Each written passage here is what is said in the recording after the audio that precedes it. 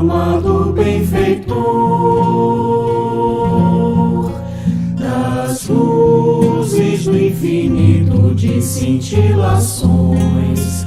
Oh, vinde amenizar a nossa grande dor, espargindo em mãos cheias as consolações.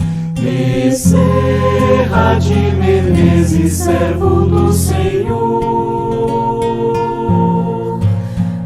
apóstolo do bem a nos iluminar, celeste mentor em passes de amor, águas fluidificai, movimentai vossas falanges protetoras, dai-nos as bênçãos redentoras, balsamizando os corações. O sofrer é um bem divinal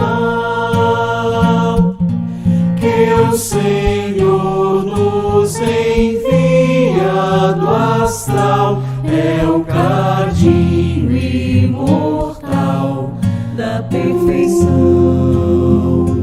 a nos redimir das nossas vidas mal vividas ante o Evangelho todo luz, que é a apoteose do amor. Redime a nossa dor com Jesus.